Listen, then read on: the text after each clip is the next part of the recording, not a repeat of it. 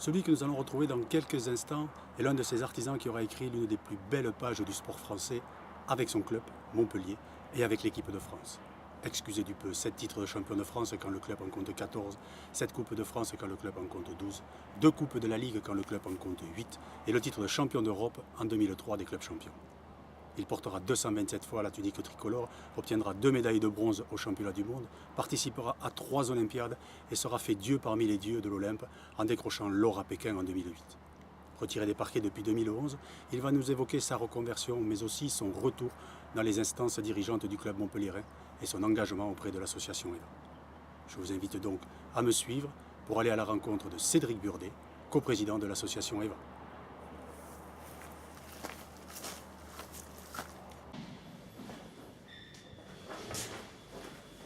Eh bien, je me trouve donc avec Cédric Burdet, comme je vous le disais dans la présentation, coprésident de l'association EVA. Bonjour Cédric. Bonjour. Et merci de nous accueillir et de nous accorder un petit peu de ton temps précieux, puisque tu fais beaucoup de choses maintenant. On va en discuter un petit peu. Donc merci de nous recevoir. Et nous sommes ici dans une salle un petit peu mythique. C'est ton club de cœur, on va dire, le Montpellier Handball, où il s'est passé énormément de choses. Et c'est vrai que quand on rentre dans cette salle, on a un premier sentiment, c'est qu'on a les poils qui s'hérissent un petit peu, de sentir qu'il y a toujours les fantômes des grands sportifs qui sont passés ici et qui ont conquis à la fois les titres nationaux, mais aussi internationaux, avec ce titre européen en 2003. Alors, pour toi, prospectivement parlant, puisqu'aujourd'hui tu es un retraité sportif, et ça fait près de 3 ans maintenant que tu as quasiment arrêté, 2 ans et demi, 3 ans. Rétrospectivement parlant, quel sentiment tu as chaque fois que tu rentres dans cette salle? Écoutez, c'est pas compliqué. Je crois que, comme on dit nous dans le milieu, Bougnols sera toujours Bougnols. C'est-à-dire que c'est une salle où en 2003 on a gagné une Ligue des Champions, on avait perdu 8 buts au match aller, on avait gagné ici de 12 buts au match retour, et ça avait été un moment extraordinaire avec une pression populaire tout le match. Et je crois que, comme tu le disais, les frissons quand tu rentres dans cette salle, nous on les a toujours parce qu'on y a vécu des grands moments entre les titres nationaux, le titre européen de 2003, et ça reste une salle mythique. Et même aujourd'hui, les gens, alors les adversaires redoutent de venir jouer à Bougnols, et ceux qui jouent à Montpellier adorent jouer à Bougnols. Ouais, c'est un petit peu, je la comparerais cette salle quand on y rentre, j'y suis jamais allé, hein, mais au chaudron de Geoffroy Guichard. C'est le peuple qui portait cette équipe de Geoffroy Guichard, et ici je suis venu quelquefois voir les matchs de handball, et c'est exactement ça, quoi. Je veux dire, c'est tout un chaudron qui soutenait une équipe, qui soutenait une ville, qui soutenait ses sportifs, qui se transcendaient au fur et à mesure que les matchs avançaient. Oui, tout à fait, ouais. C'est vraiment ça l'image. C'est aussi, ça peut être comparé à Mayol au rugby, voilà, des stades où il y a vraiment un public qui est omniprésent et qui influe sur les résultats des matchs, quoi. Et ça, dans le sport, c'est quelque chose d'extraordinaire. Ouais. Ton plus beau souvenir, alors ici? Forcément 2003, quoi, la Ligue des Champions, parce que c'était impossible, parce qu'on avait perdu 8 buts à Pamplune au match aller. L'équipe de Richardson, où jouait à l'époque Jackson-Richardson. Et que c'était impossible de refaire ce retard. Et on est arrivé ici sans trop de pression, enfin, en se disant que c'était peut-être envisageable, mais qu'il allait vraiment falloir faire le match parfait. Et puis ça a été un récital, quoi. Ça a été Alors je t'avouerai, je le suivais à la radio, et c'est vrai qu'on sentait même à travers les ondes de la radio sur ce match, la puissance qui montait, tout explosait de partout, c'était un véritable feu d'artifice, quoi. C'était extraordinaire. D'ailleurs, les Espagnols n'ont rien compris, quoi. Ils sont venus ici pensant avoir gagné la Ligue des Champions, et ils sont repartis piteusement avec 12 buts dans les valises. Et non, pour moi, ça a été le plus grand moment ici, même s'il y en a eu beaucoup d'autres. Après, je dirais l'ensemble des matchs que j'ai fait ici, parce que cette salle, c'est vraiment, quand elle est pleine et qu'elle pousse, c'est vraiment un chaudron, quoi. Mais même quand elle est vide, on entend presque le public, quoi. Je veux dire, c'est quelque chose, et c'est pas une grande salle, il y a 3 000 places. Ah, il y a 3 000 et quelques. Ouais, voilà, donc mais on sent déjà, quand on y est, c'est vraiment prenant, hein, c'est vraiment prenant comme salle. Hein. Ah, tout à fait. Et à contrario, ton plus mauvais souvenir de cette salle, est-ce qu'il y en a? Vous savez, les mauvais souvenirs, on les oublie. Non, mauvais souvenirs ici. Ceux qui permettent de rebondir, par exemple. Je dirais peut-être en 95, quand je suis arrivé à Montpellier, on avait une très grosse équipe à l'époque, puisque le club avait été champion de France en 94.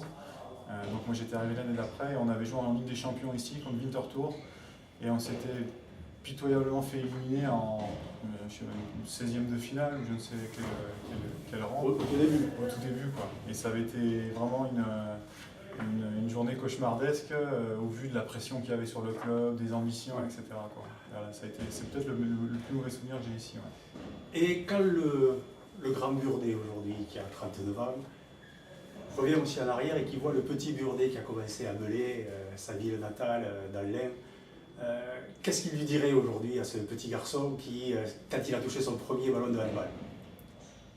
Bah, il lui dirait juste ce que je dis aujourd'hui à mon fils. Voilà, c'est pour ça que je te dis ça, parce que je sais que ton fils aujourd'hui a pris la relève et que tu le prends par la main pour l'amener dans le stade. Sans le pousser, mais, simplement d'aller au bout de ses rêves, d'aller au bout de ses envies, d'aller au bout de ses rêves. Il y a des... Voilà, dans la vie, on peut se fixer des objectifs. Après, le principal, c'est se donner les moyens de les atteindre, quoi. Et c'est vrai que moi, ma vie a toujours tourné autour du handball et j'ai toujours pris énormément de plaisir à faire ce que je faisais. Mais en contrepartie, il y avait aussi beaucoup de sacrifices. Et voilà. Mais ils ont été récompensés.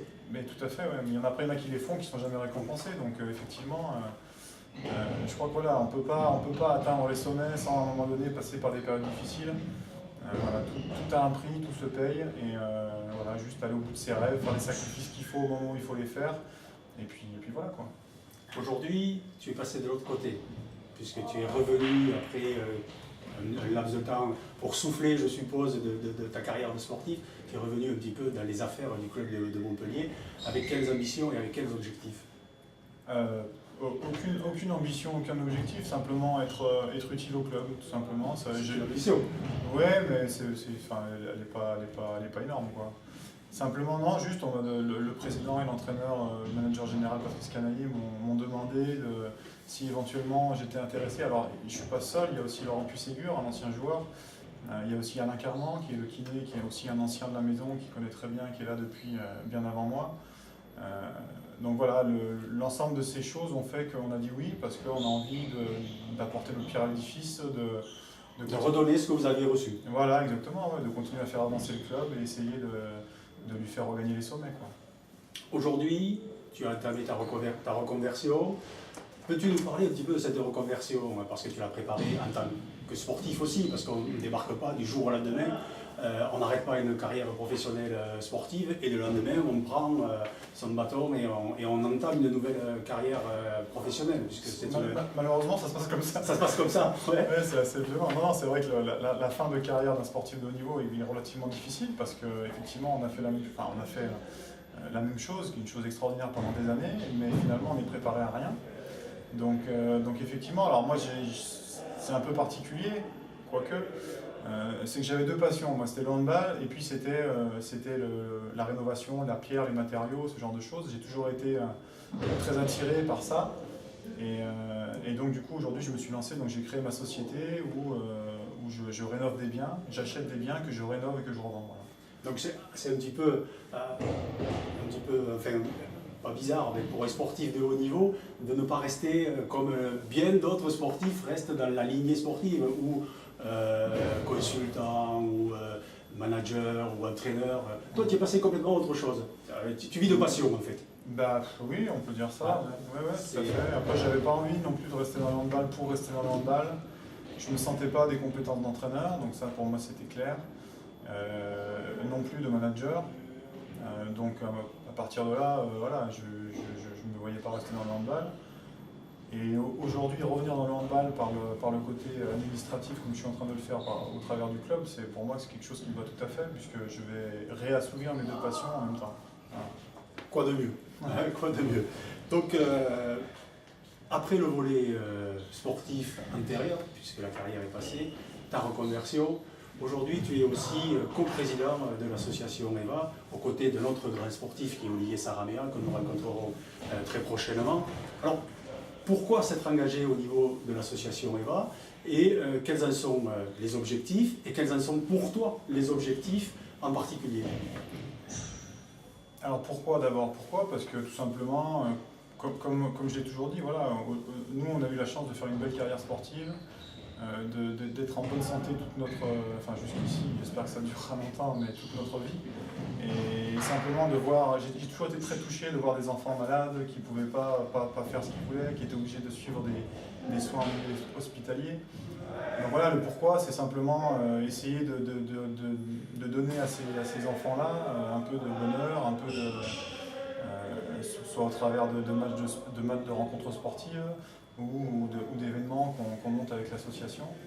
Et voilà, donc ça partait tout simplement de ce sentiment-là. Et voilà. Ben voilà, je remercie Cédric de nous avoir accordé encore une fois de son temps. Je vous dis à très bientôt pour un nouveau reportage et une nouvelle rencontre pour À la rencontre 2. À très bientôt. Portez-vous bien. Bye bye. Au revoir Cédric.